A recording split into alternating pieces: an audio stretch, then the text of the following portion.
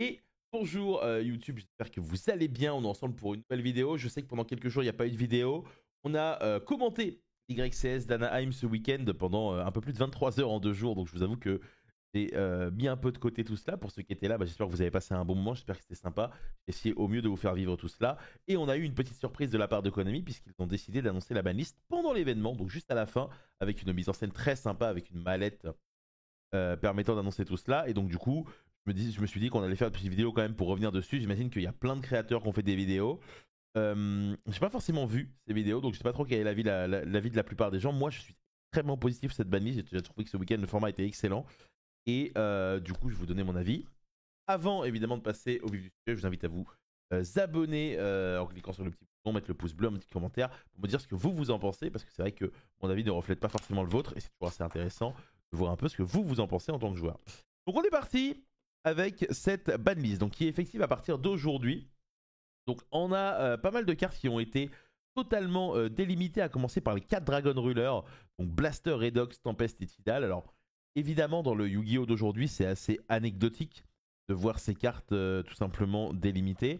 Maintenant il y a quand même un petit pincement au cœur de les voir. Nous on les a connus, les anciens joueurs, à 3 et c'était dévastateur. Je ne crois pas, pour le coup je ne pense vraiment pas qu'on pourra envisager de voir ces dragons pour le moment, mais pourquoi pas à l'avenir s'ils sortent du support ou quoi. Donc ça vaut le coup quand même d'en mettre 3 de côté de chaque. Le Pancratops à 3, ça c'est pareil, c'est une carte qui peut être très intéressante en side, et qui l'a été notamment dans le format Snake Eyes du CDF, donc à voir. Lunalight Tiger, pareil, aucune raison de ne pas la mettre à 3. Thunder Dragon, Colossus, eBay et Opening of the Spirit Gate, c'est encore un peu différent. Colossus et eBay, ça me dérange pas. Opening, si on voit juste ça et qu'on n'est pas au courant de ce qui se passe derrière, on peut se dire qu'il y a un problème. Là, le fait de la remettre à 3 va se justifier. Il y a le même cas exactement pour Airlifter également. Lorsqu'on connaît la banlist après, on comprend qu'ils le remettent à 3, mais quand on voit ça en premier, on se dit attendez, qu'est-ce qu'ils font? C'est dangereux.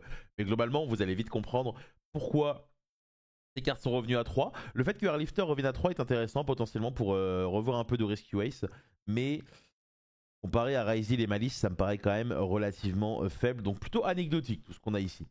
Ensuite, les cartes semi-limitées, on va commencer par une Cyberjar. Cyberjar qui a été un moteur de FTK en 2005 et qui a vite été ban et qui n'est jamais vraiment revenu. Là, ici, je vois pas trop dans quoi ça pourrait être intéressant de l'avoir. Il y a trop de hand trap dans les decks. Peut-être, pourquoi pas, dans Mimighoul, hein, qui peut potentiellement en profiter pour raser le board, mais j'ai quand même l'impression que c'est quand même relativement faible et que ça aura aucun impact et que même à la prochaine banlist, ça sera à 3. Pareil pour Monkey Board qui globalement selon moi pourrait également être à 3, ça changerait pas grand chose. Les Dangers, je sais pas trop quoi en penser aussi, ça m'a l'air assez anecdotique. Eva par contre, attention, Dritron existe. Maintenant, Dritron est quand même très en dessous de ce qui est proposé actuellement dans le jeu. Et surtout que vous allez le comprendre, Shifter est toujours là. Je sais que beaucoup d'entre vous dans le chat ou dans les commentaires sont pas forcément contents que Shifter est là, mais Shifter est toujours là. Et donc du coup, Dritron, je vois pas trop dans quel univers c'est piquable. Mais bon, si vous êtes fan du deck, le fait d'avoir Eva en semi-limité, ça va vous plaire. Donc là, pour le moment, on est sur des changements qui sont assez anecdotiques, qui sont pas forcément relevant. Là, maintenant, vous allez voir ce que c'est de la destruction, mesdames et messieurs, puisque dans la section limitée, donc à 1, on va mettre Tenpai Dragon Shundra. Lorsque cette carte a été annoncée à 1, la salle a explosé, dans le sens où il y a quand même pas mal de gens qui détestent Tenpai, qui remettent en question les résultats des gens avec Tenpai parce qu'ils estiment que c'est un deck facile. Et donc, après avoir limité à 1 le terrain il y a de cela quelques mois, Konami décide de limiter Shundra, mais ce n'est pas tout. Ils vont aussi limiter Sangen Kaimen, ce qui fait qu'on va définitivement tourner une page sur Tenpai, je pense. Je vois pas trop comment c'est possible de l'envisager avec les 3 meilleures cartes du deck fondamentalement qui sont à 1. Donc, hâte de voir un peu ce que ça va donner. Si Tenpai peut encore exister malgré tout ça, ça me paraît complètement mort. Mais encore une fois, c'est quelque chose à voir. Petit hit quand même pour Yubel avec Phantom of Yubel qui va passer à 1. Ça justifie du coup le fait de mettre Opening of the Spirit Gate à 3. Tenpai et Yubel sont selon moi des decks qui posaient problème dans le sens où ils avaient un... Comment dire? Selon moi, Yubel avait un go first un peu fort qui n'agissait pas réellement avec l'adversaire finalement. Et Shundra, à contrario, Tenpai avait un go second un peu trop fort aussi. Donc voilà, je suis plutôt content qu'ils aient essayé de cibler ces deux decks-ci. Est-ce que je les aurais touchés plus? Probablement pas, hein. Je trouve que Tenpai a été vraiment fracassé ici, donc ça me paraît quand même relativement intéressant comme choix. La dernière carte qui va être limitée, ça va être Zodiac Barrage, pardon.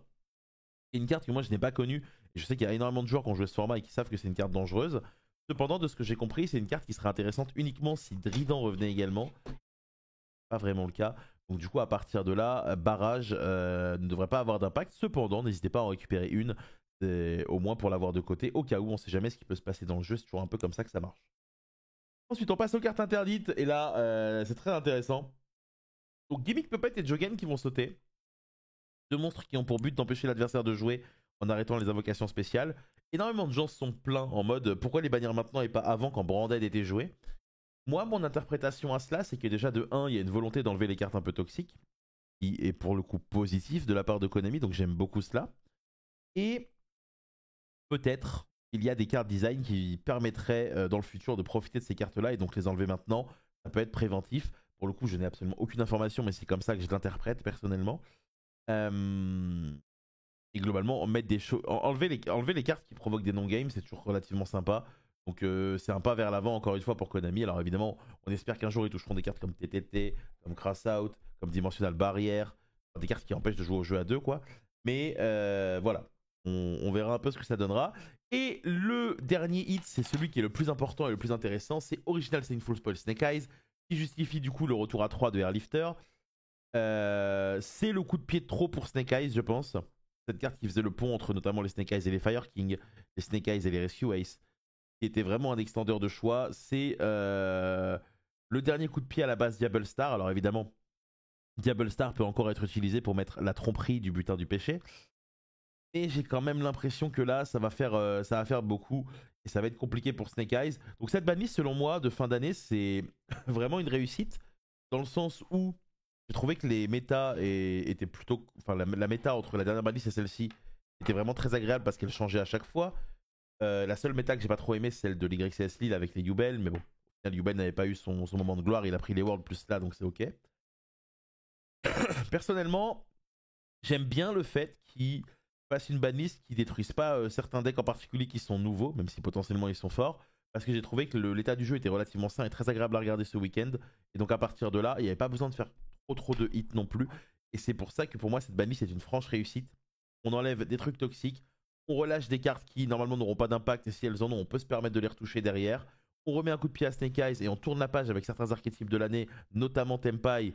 Et on affaiblit quand même pas mal Yubel pour donner place évidemment à un envol des nouveaux decks.